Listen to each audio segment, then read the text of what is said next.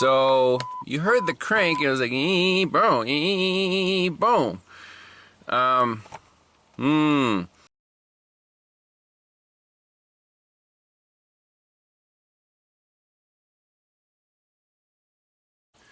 Good morning, everyone. Welcome back to Pine Hollow Auto Diagnostics. Today we have a dead Jeep in the lot. It got towed here from 6 or 7 hours away in New York State. And long story with this one. The owner says at some point it was a crank no start and it got out of hand. So he replaced the engine computer because it sounded like the timing was off or wasn't firing right. So we got a reman computer in there, and this thing looks, well, rough to say the least. What's the story? Then he thought the compression was low. He tore the engine apart, replaced the camshaft, did a head job, still wouldn't start. He might have tried another computer, and basically he took it to the dealer. They looked under the hood and pushed it right back out. They did not want to mess with this thing. Kind of understandable, but no other options. So I'm like, hey, that would make for a cool case study. Sure, tow it up here. So here we are. Let's see what happens when we try to crank it.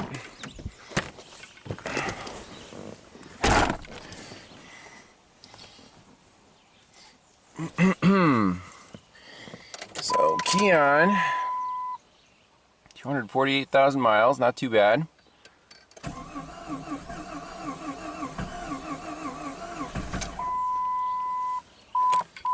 So you heard the crank, it was like boom, boom. Mechanically does not sound healthy, does it? However, it could be just flooded out, the cylinders are washed down with fuel, and it sounds like it has little to no compression, but he said, the timing chain is new, everything's timed, it should be good. He measured the compression. So where do we want to go from here? Well, let's scan it for codes, just, get a baseline. I'm going to try to ThinkToool Pros on this older Chrysler. Haven't used on any older vehicles yet. Usually the Snap-on Veris is the go-to for anything older than 2008 or so, before they had CAN networks. The Snap-on really shines there. But I'm just curious how well the ThinkToool will do on this Jeep.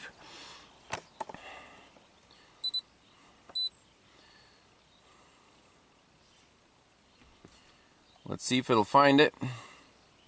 So there's no immobilizer light or anything. Okay, 2002 Grand Cherokee. The VIN is correct. That's a good start. Let's do a health report.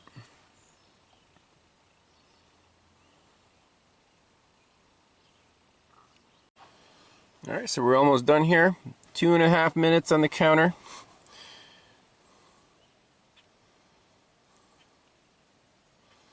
Okay, so right away we'll do report. PCM, no cam signal, heater circuit, low, bank 1, sensor 1, ABS, supplemental restraint, BCM, PCM message not received, interesting,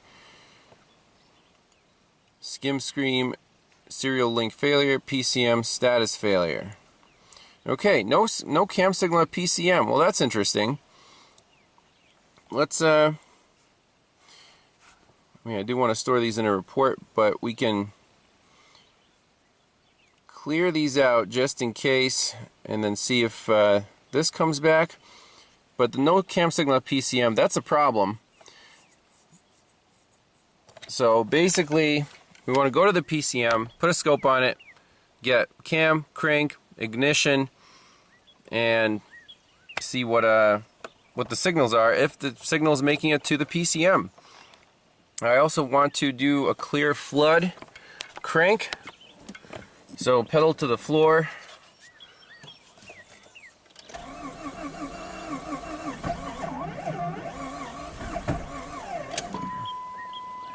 Okay, so not happy there.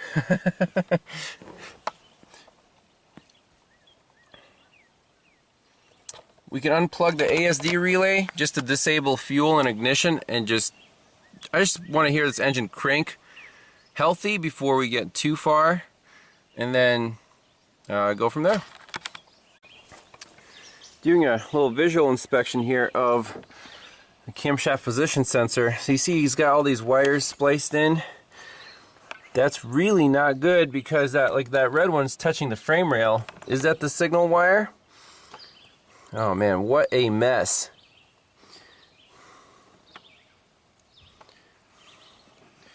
But here's the ASD.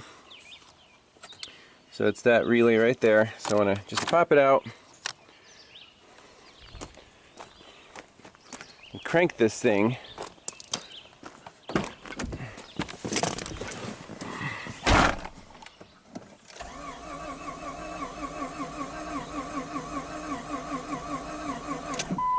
So it doesn't sound great.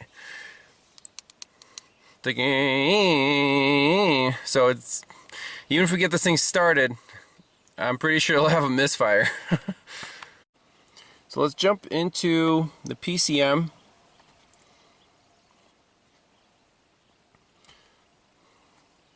In the data stream,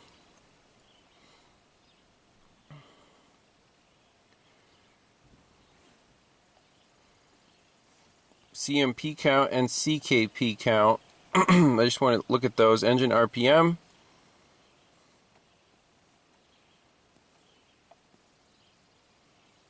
Now let's do TPS.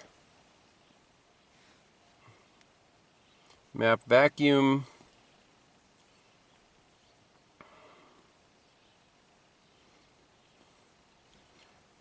That looks good. So if we crank it, look at those counts.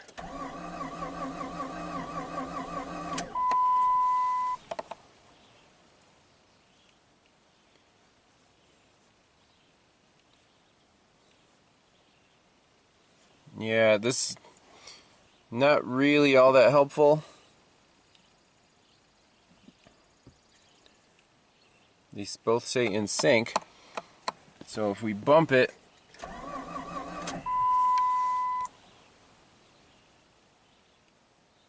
so they both change, so it looks like we might have a signal. But this is kind of deja vu from Staten Island. Remember that Jeep that was also a crank no start, and it was like, it sounded like it was out of time, and the cam sensor shutter was a tooth off because they put the distributor in, you know, the dummy shaft in wrong, misaligned it. So I have a feeling that's where we're going. But let's first I want to clean up that wiring, get on the computer, the cam and the crank sensors, and just put a scope on it and see, you know, what the signals are. All right, so I want to connect 4-channel scope. We got crank, cam, ignition coil 1, injector number 1. And those are the pins at the PCM.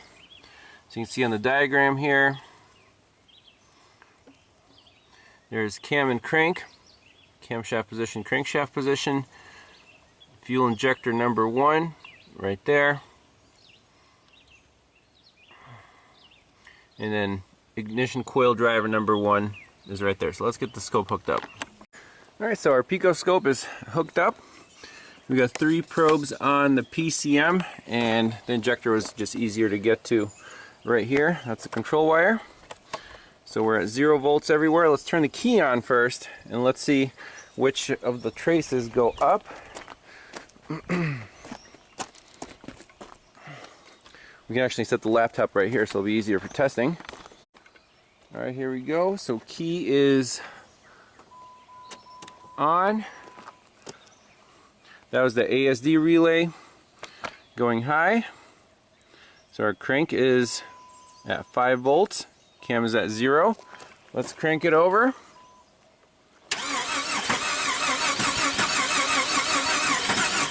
Okay. Well, that's a good sign. Let's go back. Zoom in on this stuff right here.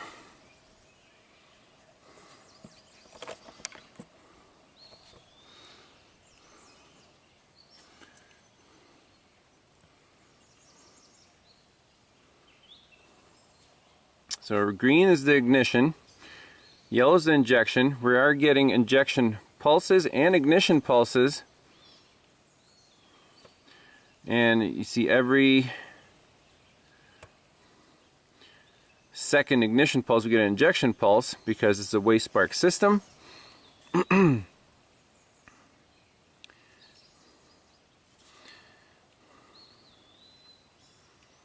So what does our crankshaft position signal look like? Actually, it looks like garbage.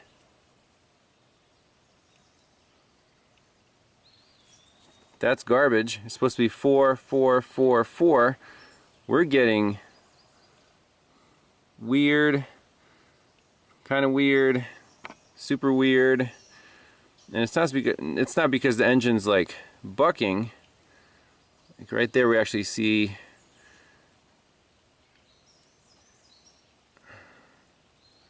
oh no, that's also bad.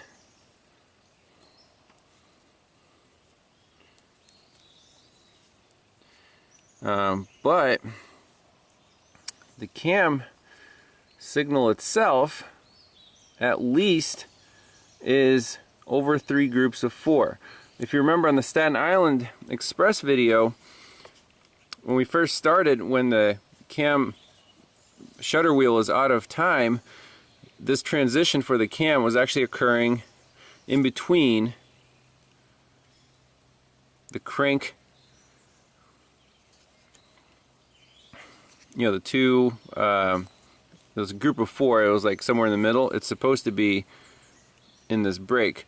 But I don't like the cam signal whatsoever, or I'm sorry, the crankshaft position sensor signal. That's garbage. So let's go to the crankshaft position sensor. It looks like it's picking something up, but either the gap is wrong or something's messed up mechanically. We might find the problem right there. So first and foremost, to the people who say check the basics first, well, we did, but we went right to the scope. And good thing we did, because without the scope, you would never find this problem. You have to agree with that. You will not find a bad crankshaft position sensor signal, because the computer, it sees a signal, it's just wrong. The air gap is wrong, it's adjusted wrong. So there you go. Going right to the scope sometimes saves you a lot of time and frustration. As you can see what happened to this vehicle already, right? So looking up some information on this crankshaft position sensor, it's mounted in the bell housing, kind of on the left side there from the top. And the procedure is for installation, equipped with a paper spacer glued to the bottom of the sensor. Installing used sensor vehicle, new paper spacer must be used. The spacer will be ground off the first time the engine is started. If a spacer is not used, the sensor will be broken the first time the engine is started. That's not good. New sensors, be sure paper spacer installed at the bottom. So basically that air gap is really important. And this thing lives in a really hard to reach location. You have to go from the bottom under the truck and oh, there's the bell housing. You can see it, it's right up there. That line is kind of blocking it. See that wire loom? That's the sensor sticking right out of the bell housing, and there's the mounting bolt. So we have to loosen that up, take it out and see if that air gap is there. Maybe make our own paper or whatever, put some tape on it, and then make sure the air gap is good. Alright, so I got a Standard Motor Products crankshaft position sensor here.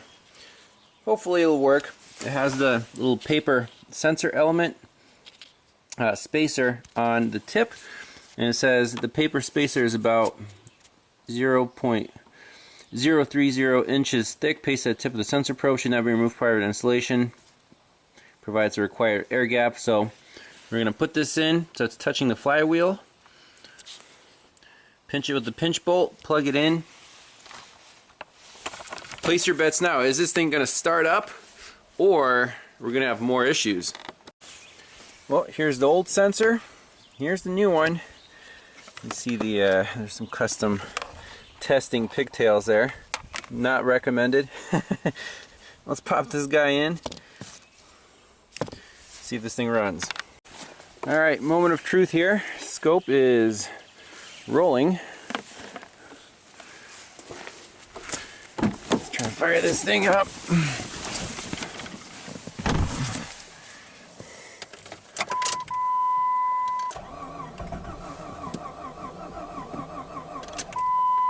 Okay, key off. Let's see what's going on.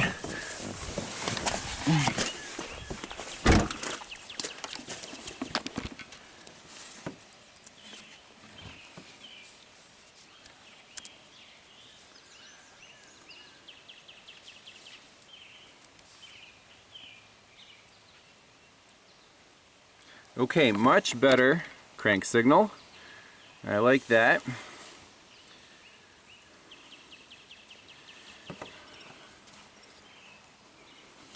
Now the question is, are we synchronized with our cam signal? So we had one injector pulse there, one pulse there, missing pulse. The ignition coil seems to be firing on every 4, but we don't know if this cam sensor is in the right spot or if it's shifted over 120 or 240 degrees. Okay? So we definitely fixed one problem. We have a good crank sensor now. I like that. We have a good cam signal. I like that too. Does not mean we're synchronized. So what's the best way to synchronize this thing? Well, turn the engine over with the crank pulley, set the TDC sensor on that little mark, and then pop off the cap off of the cam sensor and see if we're in the right spot. So the next step here is to synchronize the camshaft position sensor. So I popped off the top magnet piece so you can see the little reluctor wheel right there. We need to set cylinder number 1 at TDC. So pop off the ignition coil, install a compression hose, and we'll look at the gauge as we rotate the engine by hand.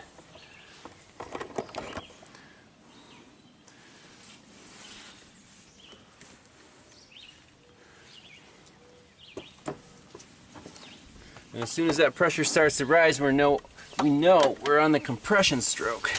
And then we'll line up the actual timing mark. Okay, so you see the pressure is going up there.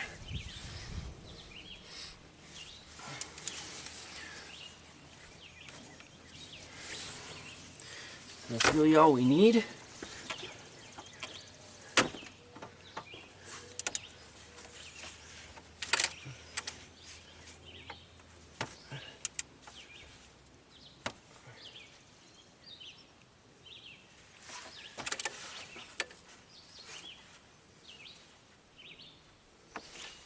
Then there's a little pointer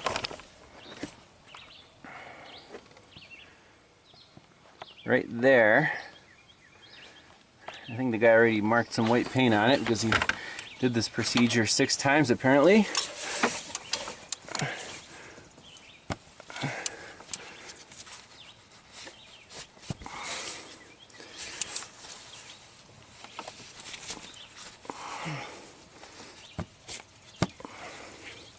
Okay, so now that notch, you can see is lined up with the pointer.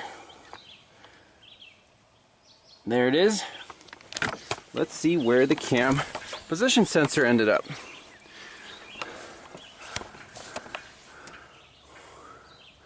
Is it somewhere close? Let's look at the diagram. So here's the picture. Supposedly there's a toothpick hole, but the shutter should align with this edge of the bolt hole on the camshaft position sensor. So I think we're pretty close. I'm actually surprised the truck is not starting, but we can tweak it, get it exact, and then try to crank it again. Alright, so tweaked it just a hair. You can see now that the shutter is exactly aligned with the edge of that bolt hole, just like the picture.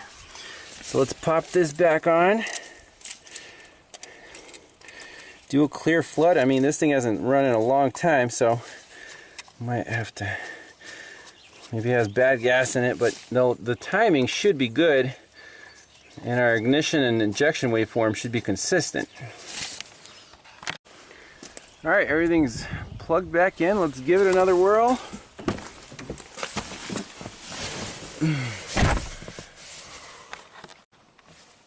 Alright, let's give it a shot. Pedal to the floor. Woohoo! Holy shit. Was it in park? Oh, a lot of blue smoke there. Sounds like a diesel.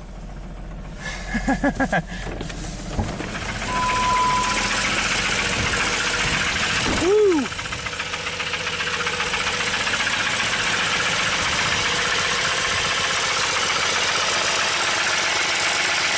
Sounds terrible, but it runs.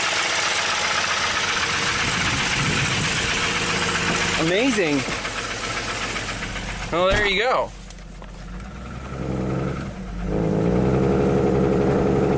Really doesn't want to rev up. It's definitely in park. Well, let's shut it down and reconnect some sensors and... But hey, I got to start. That's what the customer wanted.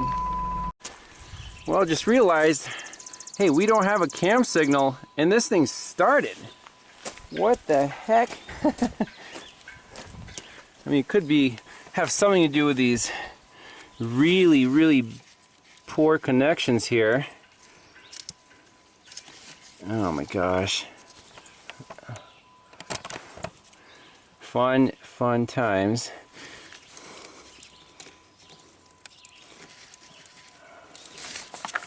See, are all my leads still plugged in? Yes. That's probably why it ran really poorly. Why are we missing our cam signal altogether now?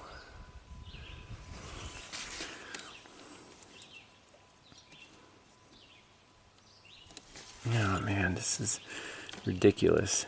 Look, there's like gray, black goop, silicone stuff. Oh man. Well, we can see why this thing's misbehaving. Or let it run and see if we can get a cam signal on here. Alright, so I rechecked all the connections, buttoned up down there, drive shaft and shift linkage and stuff.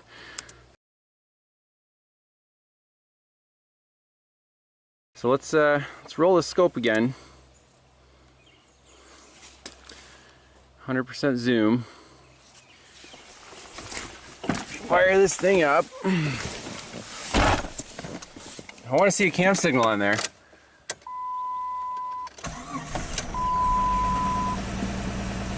Okay, we have a cam signal.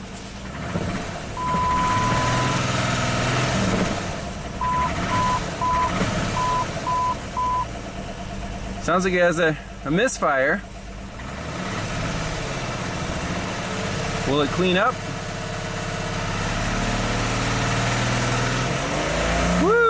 goes. Must have been a foul plug.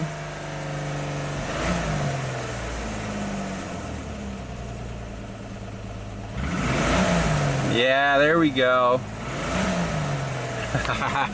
That's a good running Jeep.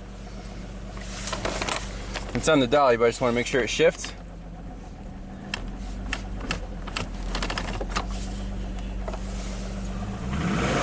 We'll let that burn off.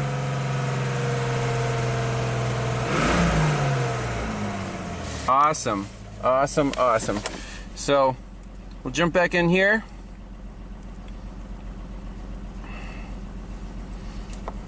Clear all the codes out. The oxygen sensors are not, they don't fit the connector, so they're unplugged. But man, that was sweet.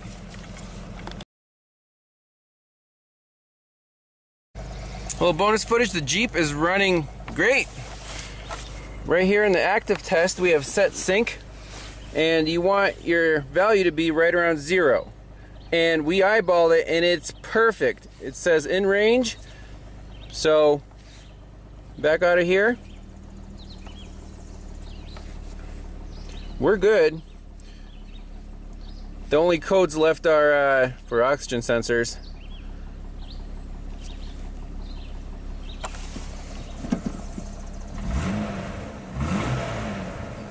Runs nice and smooth. So owner's hooking it back up to the dolly, and another happy customer. Thanks a lot for watching. We'll see you next time. Bye-bye. So a little bonus footage on the Jeep Grand Cherokee crank no start. That was a pretty fun one, especially seeing all the smoke after the startup. But I wanted to review the waveforms of during the diagnostic process, and just to drive home that you definitely need a scope, even on something that's older like this. So we started with bad CKP. Our crankshaft position sensor signal looked like garbage. Now the cause for this, either a bad sensor or bad air gap. Since the original, or the sensor that was on there, was aftermarket, AutoZone, whatever, and it had that pigtail all messed up. I'm like, you know what, we're just gonna get another one, and the only one available was another aftermarket, but standard motor products. Got it delivered here, installed it, and it still didn't start. So the second waveform here, got a nice clean crank signal, but we still weren't sure if the cam was in the right spot. So using the rulers here, we got 720, so that's 4, 4, and 4, or I'm sorry, that's not 720. 720 would be, that's 360, so we can just put in 360 in here on the crank, and our delta is 13.8 degrees. That's where this rising edge was compared to the first notch on the crank. Okay, and then the third capture is after timing it correctly. Let's change this to 360. You can see that cam is right in the middle between the two groups of 4. The delta is 30 degrees. So we went from about 14 to 30, so that cam signal was more than 15 degrees off, crank degrees off. Would that affect starting? I'm not exactly sure. It might have been close enough, but the engine was just so flooded, and it's been cranked for who knows how long. Clear flood, it finally fired up, and that was it. So hope you enjoyed that one. Fun case study. And also, why were we missing the crank signal after readjusting the timing? I think one of my leads got pulled out of the PCM connector a little bit, so I put it back in. Good signal there, but still that pigtail didn't look great, but the owner said he'll clean that up on his own, and he was happy that we got his Jeep started. So thanks all for watching. We'll see you next time. Bye-bye.